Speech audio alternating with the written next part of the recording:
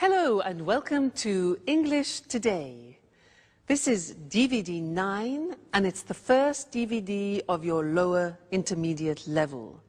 And in this DVD, we'll begin with another 3 episodes of our story, That's Life, followed by our special TV programs where there will be a debate about where to live, the city or the countryside. Then we'll learn how to make strawberry whip in the cooking section. Then in the grammar section, we will study how to use the English auxiliaries. We'll also look at how to ask for permission and express obligation using must and have to.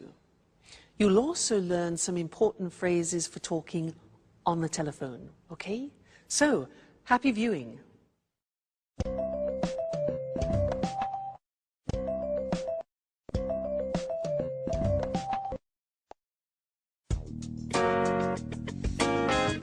What horrible weather. I hate it when it rains. So what are we going to do today? It's a perfect day for tidying up. I enjoy putting the house in order when the weather is bad. By the way, look at the mess. We don't often get a chance to clean up together. You're joking, right? I hate cleaning the house. Don't you have any better ideas, Anne? Just a little bit of tidying up. Anyway, it was just an idea. And not a bad idea at that, in my opinion. Sorry, that idea is bad. What else do you suggest? Personally, I enjoy doing something more exciting than vacuuming and doing the dusting. Why don't we play a game? What kind of game? How about playing cards? No, I hate playing cards. It's so boring. Let's see what's on TV. Cartoons, soap operas, political talk shows. There's nothing interesting on. Shall we go for a walk? I like walking in the rain. Why don't we take a walk to the new bakery in Piccadilly? What do you say? Are you crazy? It's raining out. Well, you know what the traffic's like when it rains. I certainly don't want to get stuck in a traffic jam on a Sunday. That happens every day when I drive to work and when I drive back home. Okay. Okay. So, what shall we do? If you want, I can read your fortunes using the tarot cards. Aren't you interested in what the future holds? That's your favorite hobby. No thanks, Alice. Let's not think about the future. I prefer the future to remain a mystery. Well, I prefer to be prepared if something is going to happen. I don't like surprises. So, sit here. I'll tell you who you are and what your future holds. You know what I like to do on days like this? Nothing. Totally relaxing, doing nothing. I agree with you, Jack. Total relaxation. Now that's a great idea. And maybe eating something nice and tasty. Huh, Anne? Why don't you prepare us one of your lovely lunches? No way, guys. You don't want to go out. You hate cleaning the house. You don't like playing games. So, in other words, you want to do nothing while I have to cook. And do you know what I say? I also enjoy doing nothing. That's what I'm going to do. Watch out, couch. Here I come.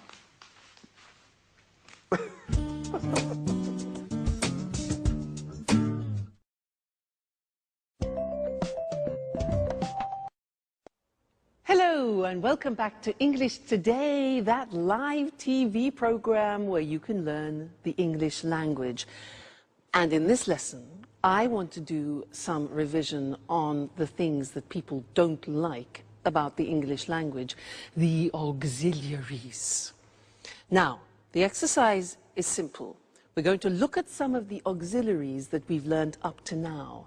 What are they? Well, we have learned am, is, are, do, does, and did. When do we use them? We use them in questions. Aha. This is the exercise. I have here some sentences in the positive form, and I want you to make questions using these auxiliaries. Okay? So, I'll give you an example. I say, he likes wine. You start the question with what? What? He likes wine. Now, this is the simple present tense. So, which of those auxiliaries do we need? Am, is, are, do, does, or did? Simple present tense. Exactly, we need do or does. Now, I said he likes wine. Third person. So which one? Does. Exactly. Good. So the question is, what does he like? Get the idea? Great. Let's continue. Number 2. I play tennis. I play tennis. What sport? All right. Do I play? Very good. I play, simple present tense. We need do or does. The subject, I. So what sport do I play? Great. Next one. They're coming at 7 o'clock. They're coming at 7 o'clock. What time? Yeah, now they are coming, present continuous, auxiliary. That's it. Fantastic. What time are they coming? All right? Present continuous, auxiliary, to be. Next one. She went to the cinema yesterday. She went to the cinema. Where? All right. Simple past tense. What do we need? We need did. So where did she go? Excellent. Very good. You see? Getting better. Next one. We had an ice cream after dinner. We had an ice cream after dinner. What had we? Simple past. Did. That's it. What did we have? Remember, the verb have always takes an auxiliary. So what did we have? Great. Next one. She's painting the front door. She's painting the front door. Which tense? Present continuous. So what, third person, is she painting? Very good. Next one. I was at home on Saturday. This is difficult. I was at home. Remember that the verb to be is an exception. I was is the past tense of the verb to be, and it doesn't take an auxiliary. So we don't need an auxiliary. The question is, where were you? That's difficult. Where were you? The verb to be, no auxiliary. Okay? They work in Paris. What's the tense?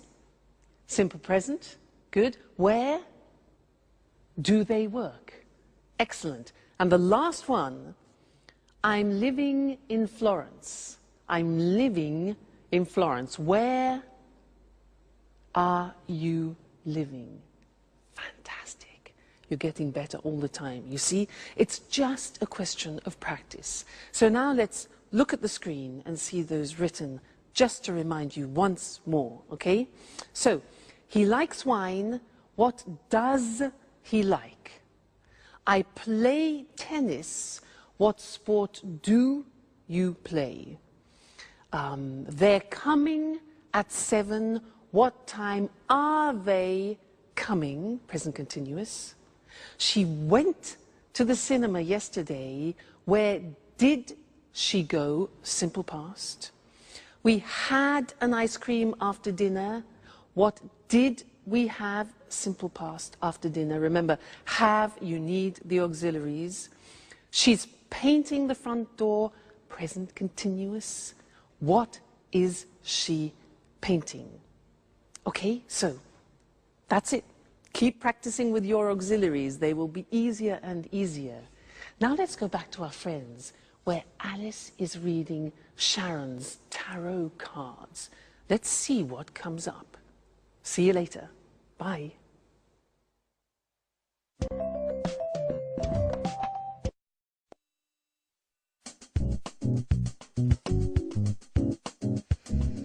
Yeah, I see. You are very shy and sweet-tempered, yet you are somewhat moody, and sometimes it seems you prefer to stay by yourself. Yeah, that's right. Sometimes I enjoy solitude. Just me and my thoughts. Yes, indeed. I see that you are worried about something, but that's not clear.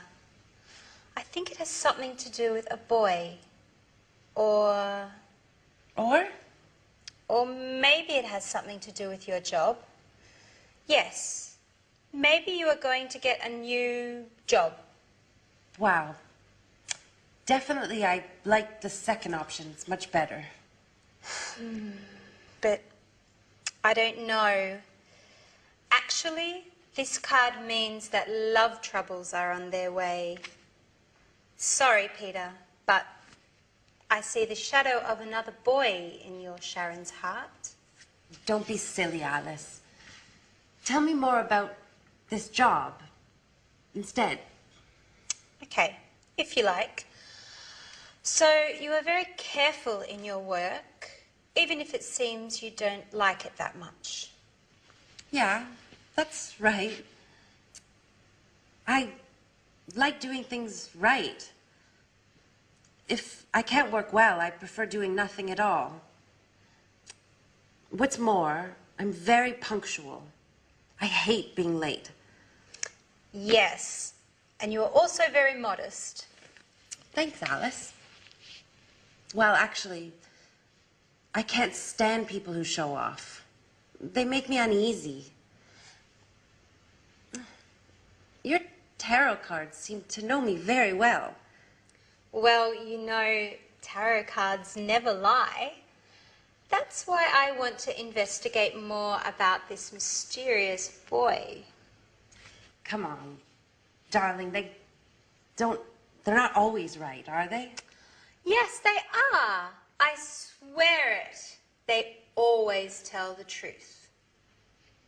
Oh, come on, girls. Stop it. How can you spend the whole afternoon talking nonsense? Why don't we do something more interesting? Why don't we all stop doing nothing and go out? Look, it has just stopped raining. How about strolling in the park? Yeah, that's a great idea. Let's go.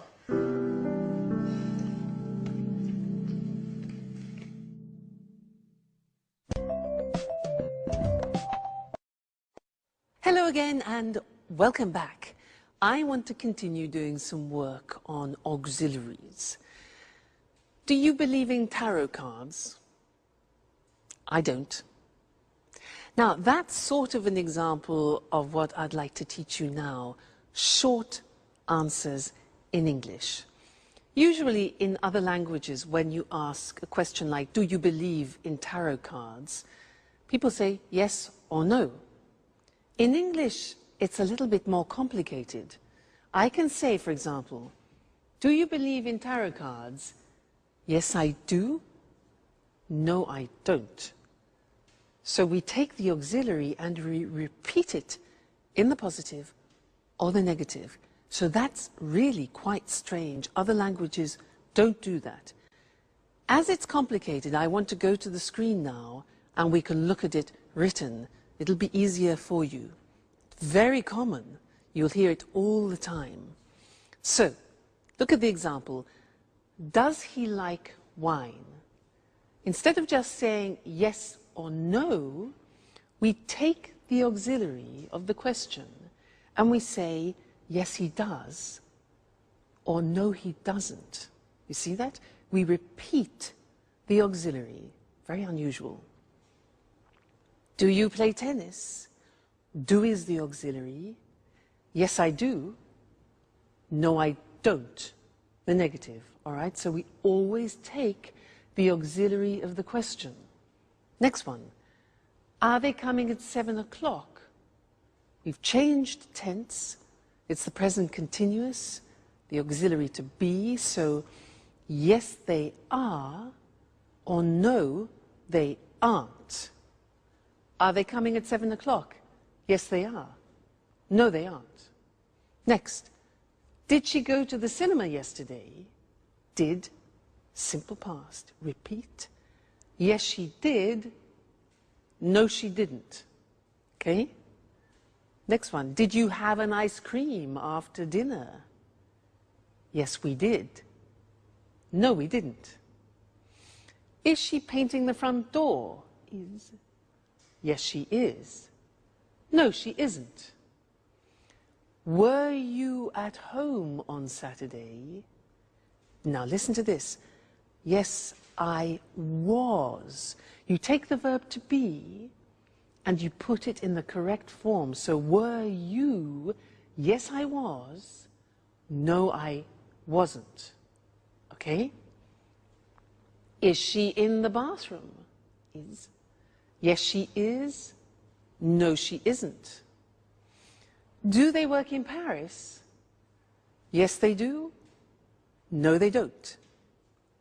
Are you living in Florence? Yes, I am. Verb to be, are you? Yes, I am. No, I'm not.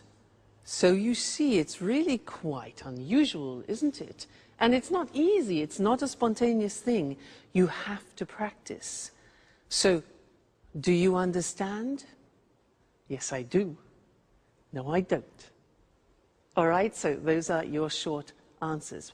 Have some fun with them. Keep practicing them. And I'll see you in our next lesson. Okay, bye.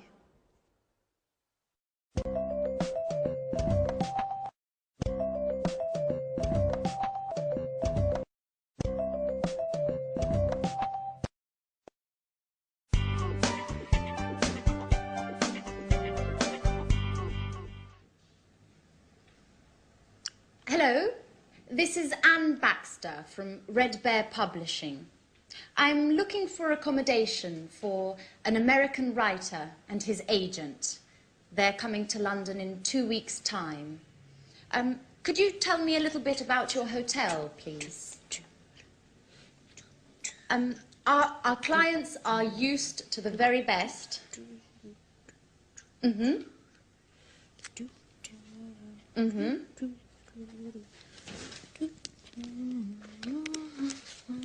And do you also have a swimming pool? A sauna? Great.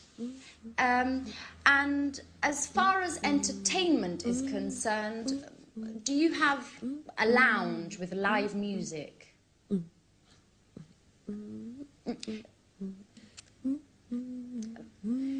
Could you hold a moment, please?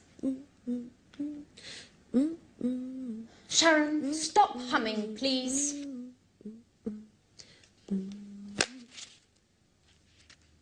I can't hear anything.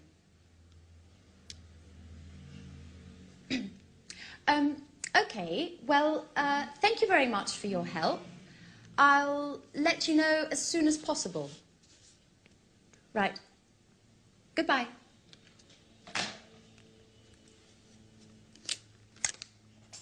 What are you doing, Anne? My boss asked me to book rooms for 2 of our most demanding clients. Well, they would like a quiet hotel near our publishing house. Oh, and of course, with all the creature comforts. So I'm making a few telephone calls.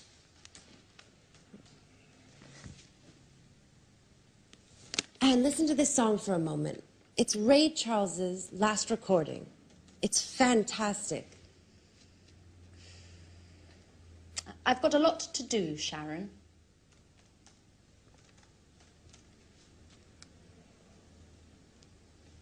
Just for 1 minute, Anne. Come on. I'm afraid I can't now. But just, why don't you go over to Alice's? She's having a shower.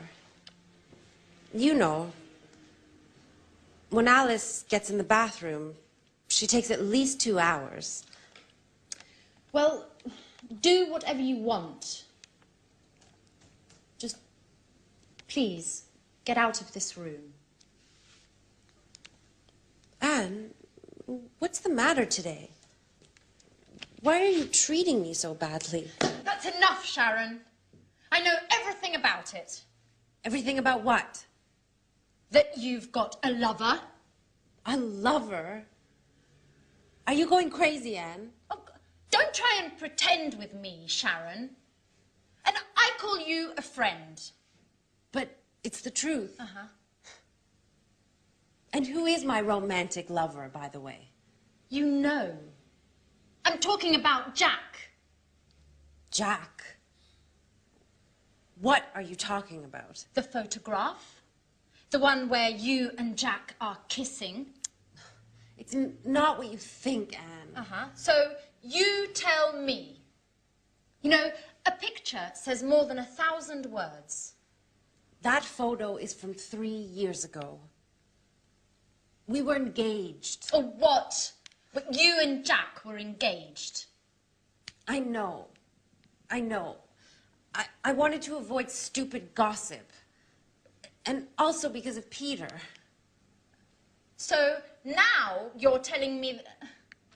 Well, I can't believe it. I know. I didn't want to hurt your feelings.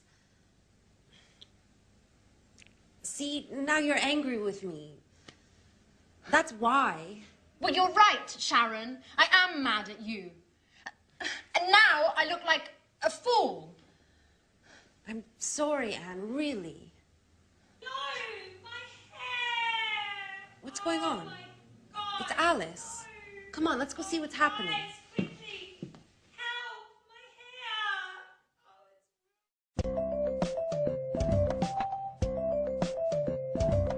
hair! Hello again and welcome back to English Today. Did you see that last episode of That's Life? Poor Anne. Well, sometimes the truth is difficult to hear, isn't it? Yeah. Oh, sorry. Sorry, I forgot to turn my phone off. This live television program. Just one moment. Hello? This is Louise speaking. Pablo, I'm afraid he's not here at the moment. Yes. Well, just one moment. I'll try and find out. Okay. Put it on hold.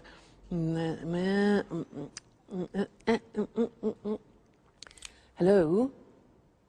Yes, hello. Could I speak to Pablo, please? What, could you put me through to him? No. Okay, yes, I understand. No, it's not important. Don't worry. All right, thank you very much. Thank you, yes. All right, bye. Hello? Yes, hello. I'm afraid he's not available at the moment. Yes.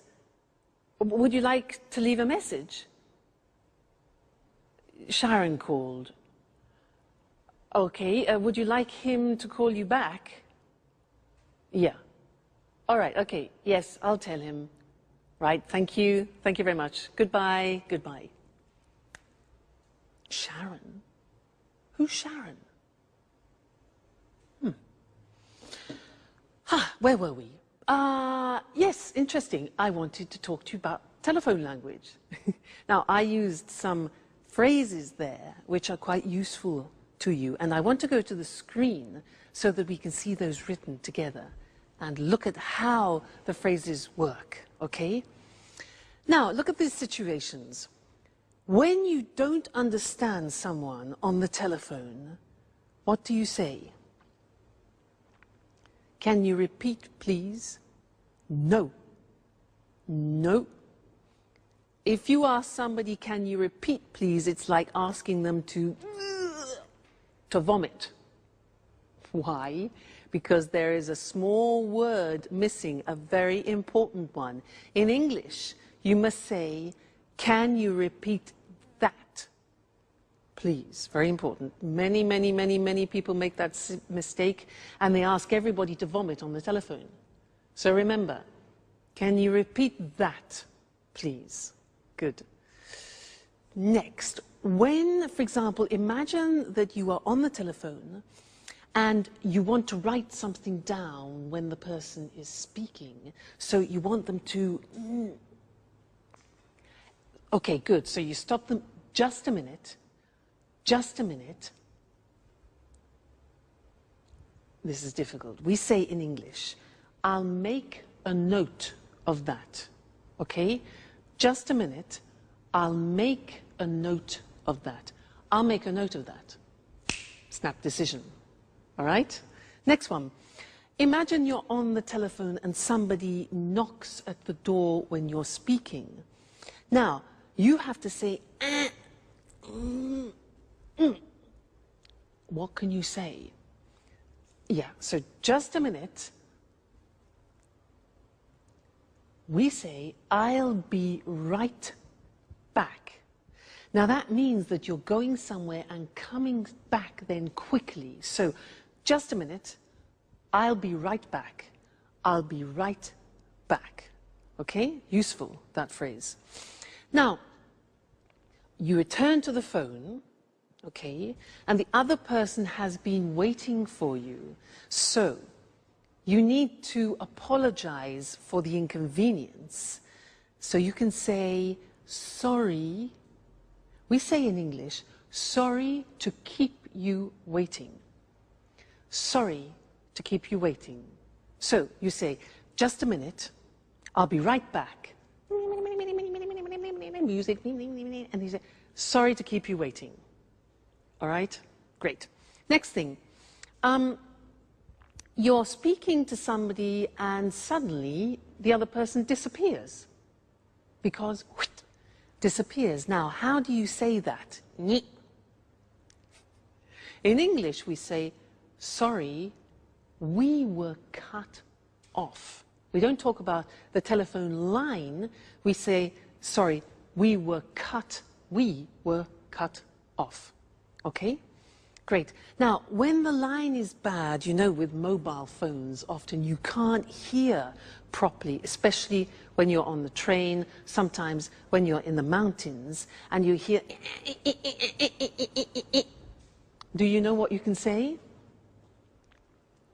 We say in English, hello, you're breaking up. You're breaking up. I'll call you back. I'll call you back. So, you're breaking up, I'll call you back, or can you call me back?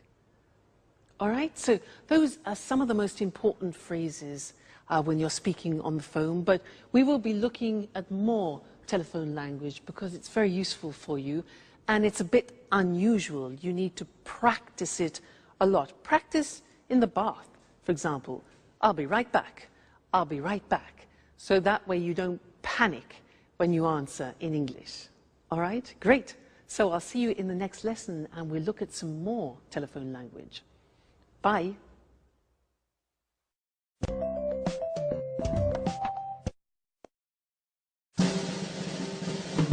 What's happening?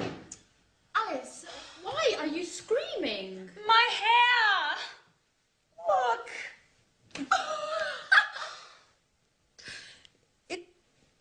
It looks... Your hair is green. I know.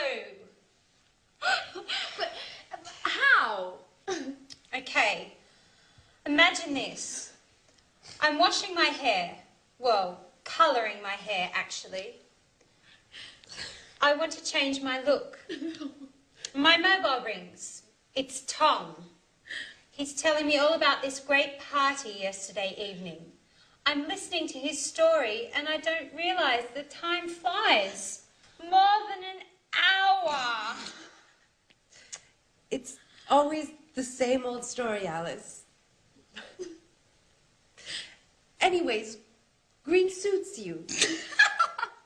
It looks very original. Very unique. Just like you. Well, Alice, don't be offended, but you look like a frog. Thanks, Anne. That's the nicest compliment. What shall I do?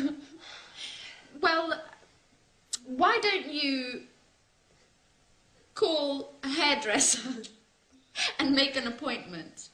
And in future, try to avoid changing your look.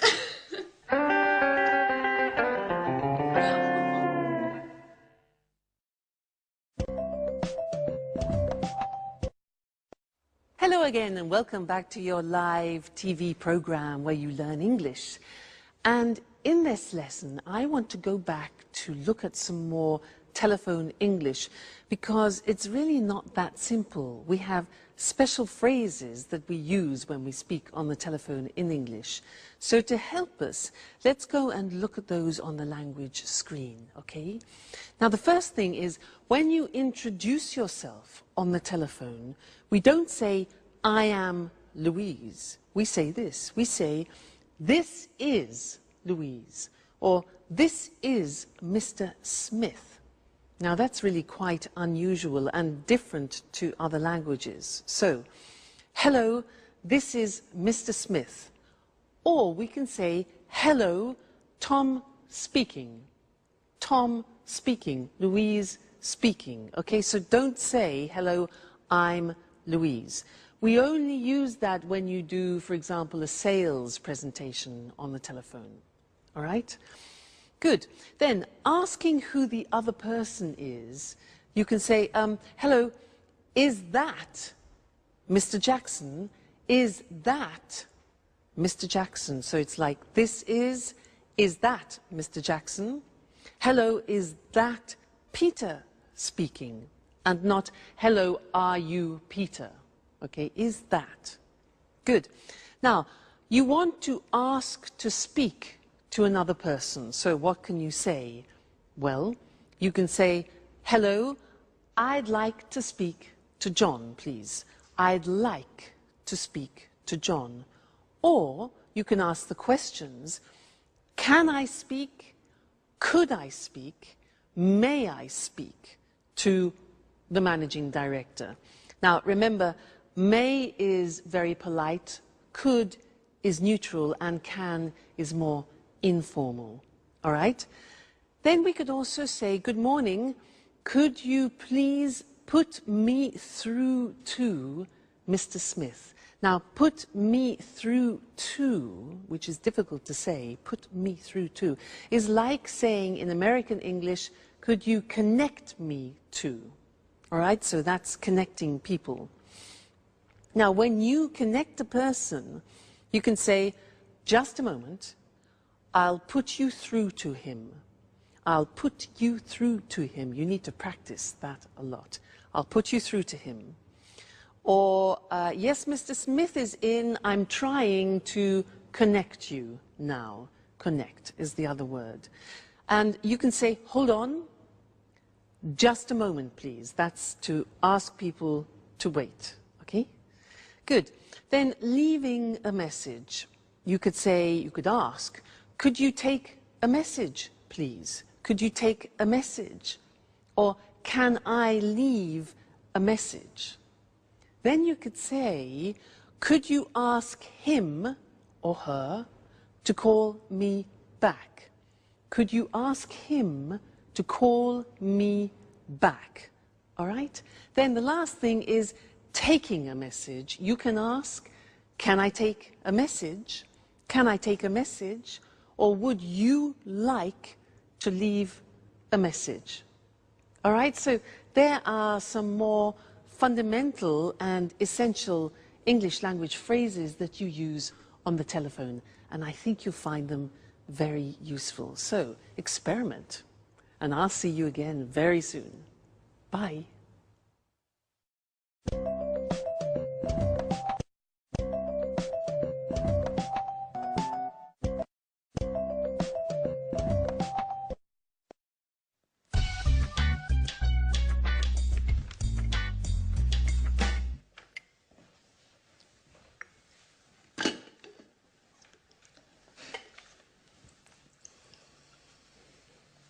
Good morning, everybody. Can I ask you a question? Yesterday evening, I got... Sorry, Jack, I can't listen now. I've got to get to work. I have a meeting at 9:30 with my editor, and I'm late. But I only need a minute. It's important. Nothing is more important than this meeting. If I arrive late, my boss will kill me. Ring me later if you want. Bye-bye. Great. Alice. Alice. Can I ask you a question? Yesterday evening... No, Jack, I can't. I'm really sorry, but I have to get going too. But you never leave before 11 in the morning. And why are you in such a hurry today? I'm starting a new yoga course this morning. My horoscope says I have to do some exercise. Well, if your horoscope says so. Anyway, I only need a second. No, Jack. My teacher told me not to be late. You can give me a call later. But Alice, wait. It's important. What a bunch of nuts. I wonder what my aunt will think.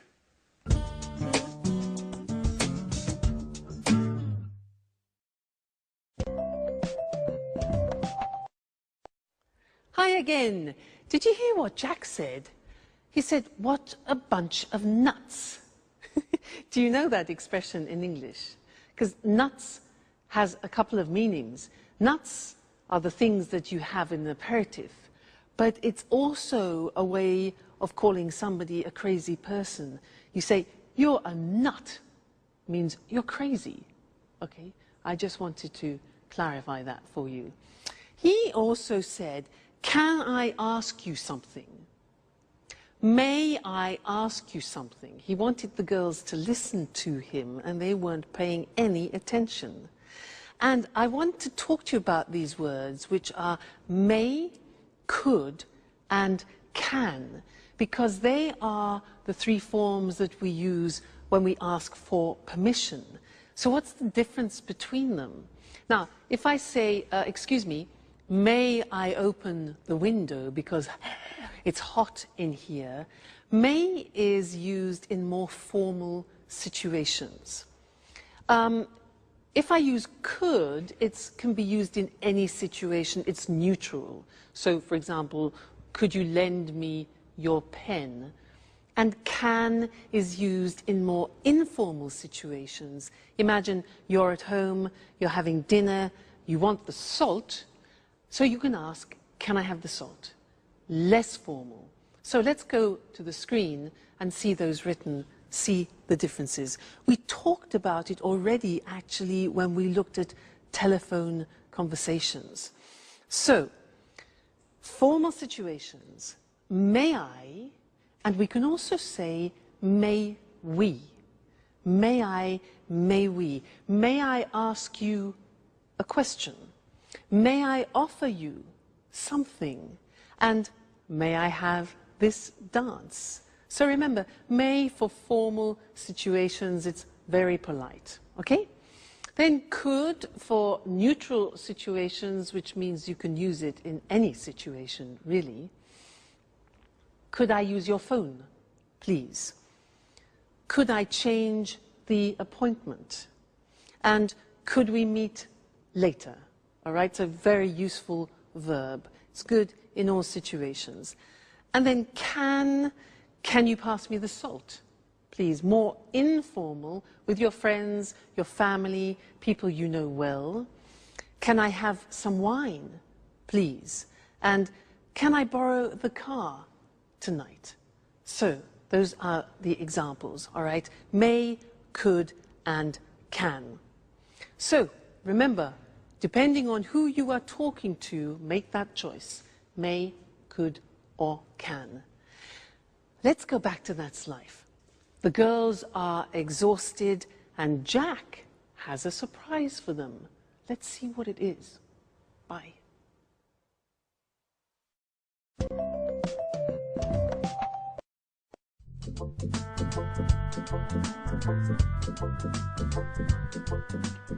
What a day.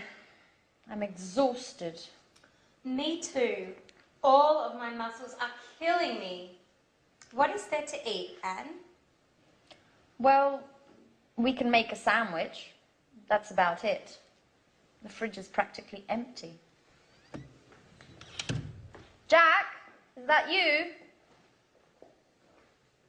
Who's that with him? Hi, everybody. This is my Aunt Carolina. She came all the way from Bologna to see me. She'd like to see how I'm getting along. Well, good evening. Jack, why didn't you say anything? I should clean up.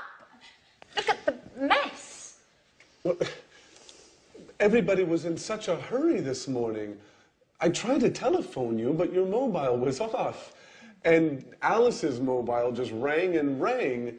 I imagine you left it at home again as usual, Alice. Well, I guess so. Good evening. It's a pleasure to meet you. Well, well, only girls, eh? So, you are Alice. Alice, the interesting one of the house. And you are Anne, the housekeeper. Please, Aunt Carolina. So that's how you describe us. Come on. Aunt Carolina is only joking, right? And this is the wonderful house. Well, yes. But it's usually tidy. It's still very charming. Thank you. May I offer you something? Would you like to have a glass of wine, maybe? Yes, thank you, I would. Alice, could you get a bottle of wine, please? There isn't any wine. And there isn't any wine. There isn't any beer. We have to do the shopping. Oh, well, I'm terribly sorry. It's not usually like this, but today was very busy. Do you know what? Let's go out for dinner. Oh. What do you say, Aunt Carolina? That sounds good to me. Excuse me, do you go out dressed like that? Maybe you should get cleaned up a bit? Yeah, you're absolutely right. Let's get ready to go out on the town. May I ask you a question, Jack? Of course, Aunt Carolina. Shoot. Do you really think it's such a good idea to live together with all these women?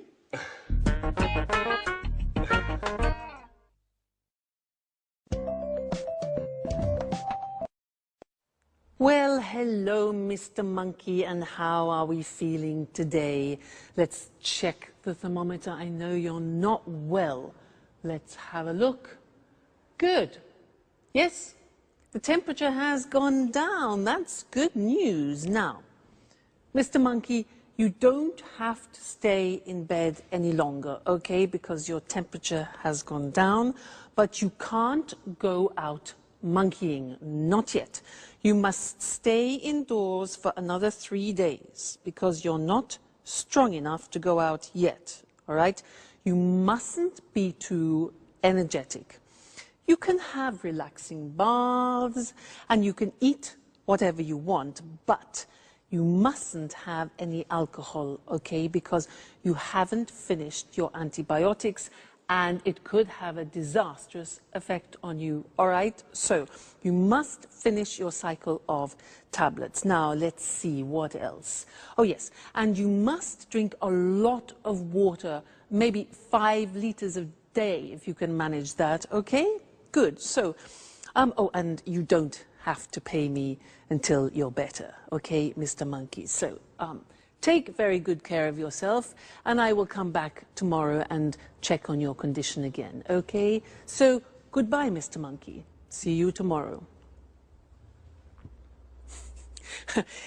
I became a nurse to show you other ways of using modal verbs. Now, so far we have studied can, could, and may. And these are verbs which help to change the meaning of the verb which comes after. They're called modal verbs. And here we were using verbs of obligation. Very interesting.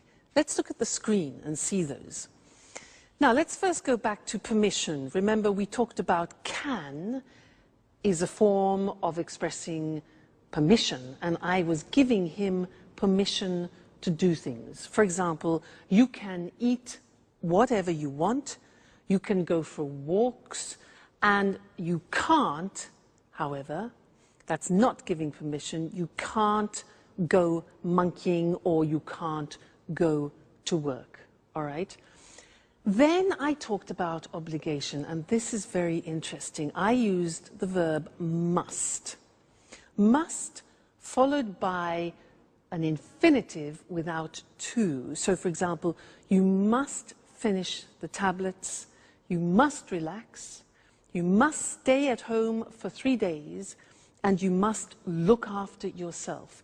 Now, that in English is how you express obligation, something which is you are obliged, forced to do, all right? It's a strong verb in English. Now, the opposite, mustn't, means prohibition. If you do that, okay, so very strong verb. You mustn't drink alcohol. You mustn't do anything energetic. And you mustn't jump about, all right? So must and mustn't. Must, obligation, mustn't, prohibition. Then I said something else. I said, you don't have to stay in bed. Now that's very interesting because that's optional obligation. And it's the same as saying you don't need to stay in bed. You don't have to stay in bed. It's optional. Or you don't have to stay indoors.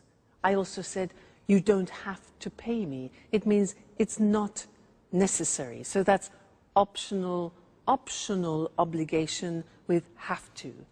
So that's an important lesson. Must, mustn't, and have to as different ways of expressing obligation.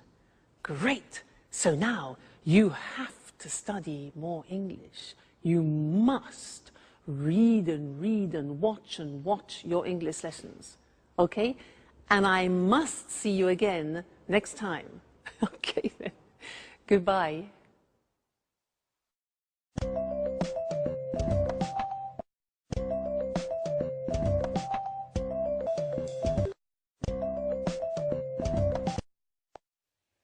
Good evening.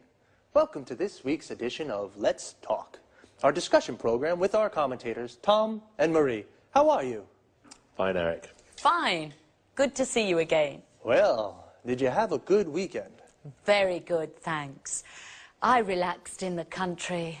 I have a house there. It's so peaceful. A healthy weekend. And you, Tom? Well, I had a great weekend too. I stayed in the city and it wasn't peaceful. I went out a lot and made some new friends. Sounds like a good weekend to me. So, the same old story. A relaxing, peaceful life in the country compared with an exciting life in the city. Where's the best place to be?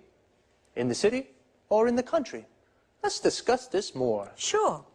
I'll convince you that gardening's more interesting than the pollution and chaos of the city. Well, I'm not so sure about that. Last weekend, I went to the cinema, a rock concert, and 2 parties. Gardening isn't for me. Really? Your weekend certainly wasn't relaxing. Don't you feel tired? Well, maybe a little, yes, but I love city life. The city offers so many things. It's fantastic. I don't agree with you. Life in the city is too stressful. You rush around all day long. And then there's the traffic and finding a parking space. Walking in the woods is far better than being stuck in traffic jams. I'm really thinking of moving to the country. Well, I don't think I could ever live in the country. I'd die of boredom. It would be a problem for my work, too. You're wrong, Tom. You can work from home. A friend of mine does this. He works from home. He uses the internet for email and virtual meetings. He goes to the office in the city 2 or 3 times a month. He's got 3 children, and life in the country is great for the family. And he loves gardening too. And gardening is difficult in the city, isn't it? Sure, but country life is so isolating. You don't meet new people. Well, okay, the city is more polluted, more stressful, but country life is so boring. I like meeting new people, making new friends, and in the city it's easy to meet new people. I'm not so sure about that. Whenever I'm in the country, lots of my friends come to visit me. They all complain about the stress of city life, and they really enjoy the peace and quiet of the country. I'm sure that sooner or later, you'll arrive too. Let's bet on it.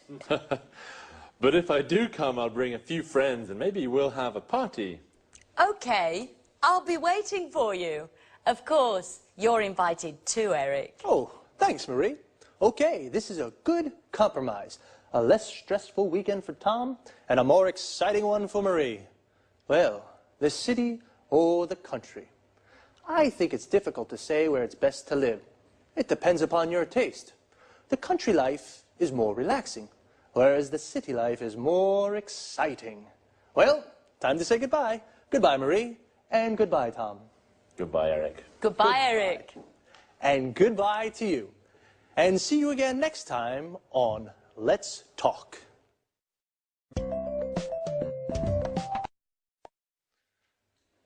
Did you notice how we call life in the city, city life, and life in the country, country life? City life is more exciting, but also quite stressful. We say something is stressful when it makes you nervous. The traffic in the city is stressful. Traffic is the word we use for cars, buses, trucks, everything on the roads.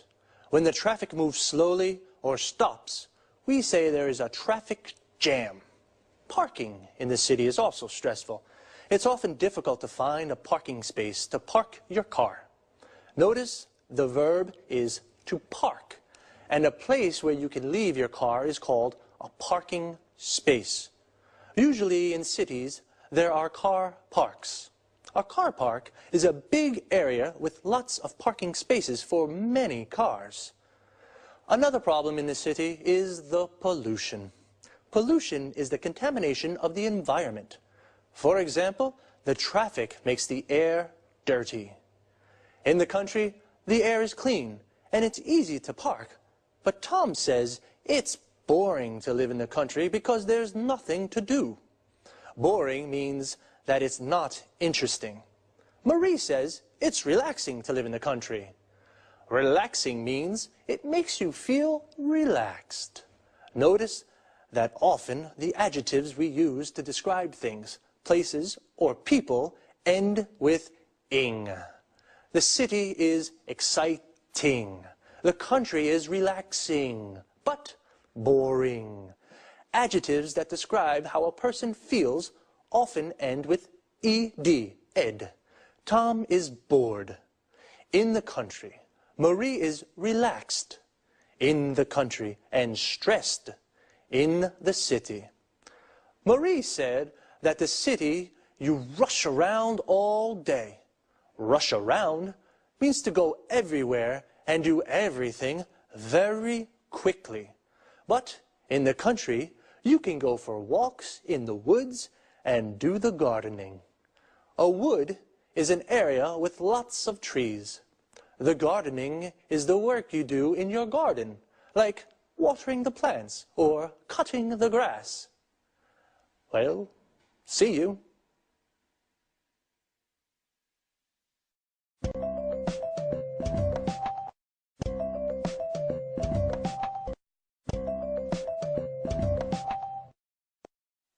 Welcome to Cooking Today.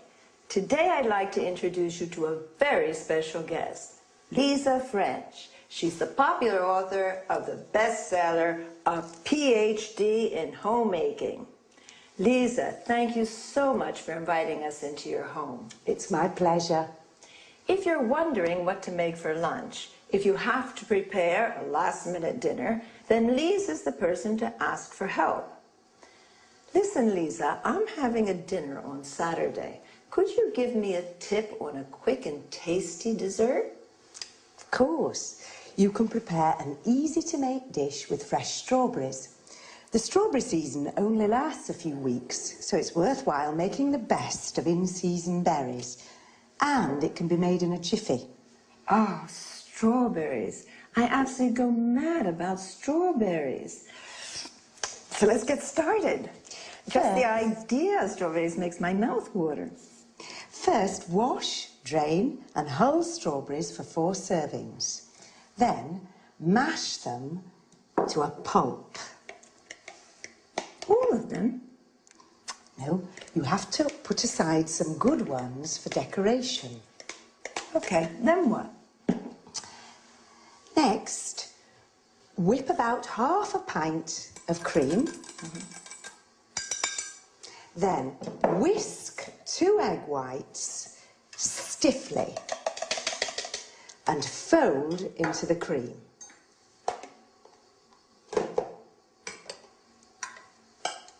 Add the strawberry pulp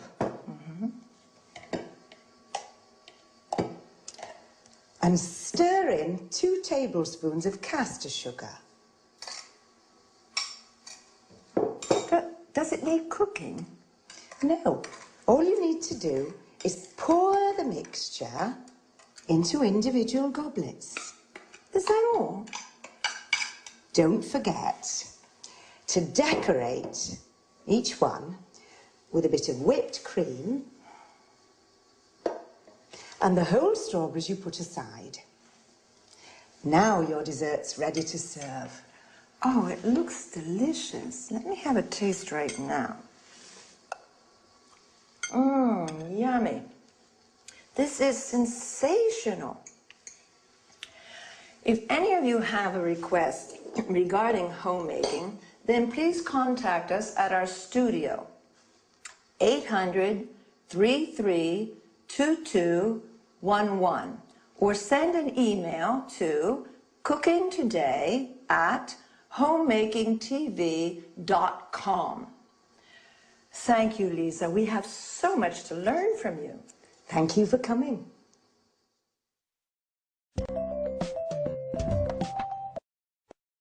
Have you enjoyed the recipe? Well, now let's go over the language used in the interview. First of all, let's explain what a homemaker is. A homemaker is an expert in all matters concerning administration and running of a household, cooking, budgeting, sewing, etc. Lisa used some typical culinary terms. Drain means eliminating excess water from food after washing or boiling. You drain pasta, vegetables, and so on. Hull means removing the inedible parts from the food, like peas, beans, or strawberries. Mash means crushing some food, such as potato or carrots, into a paste. Whip means beating to a fluffy consistency, as in whipping cream. Whisk means whipping, egg whites, for example, to a froth, incorporating air or until firm. We say whisking stiffly. Stir is moving a spoon around a liquid when we add one ingredient to another, and mix them together when we say stir in. Fold in means blending other ingredients to a whipped mixture, stirring gently. Pour means adding a liquid into a mixture or serving tea, coffee, water. Lisa also mentioned a goblet, which is a small cup with stem to serve fruit salad or ice cream. A pint, which is a unit of liquid measure equivalent to 568 milliliters, a UK pint, or 550 milliliters, a US pint. A tablespoon is also used as a unit of measure. In order to express appreciation about food, we say tasty, delicious, yummy, mouth-watering. Lisa said in-season berries to mean fresh fruit. Otherwise, we say out of season, not to be confused with the word seasoning, which means adding salt, pepper, and other spices to food. A berry is a small fruit, such as a strawberry, blackberry, raspberry, blueberry. Another useful term is serving. You can also say helping. It refers to individual portions of food. Well, I hope you've had a good time, and I'll see you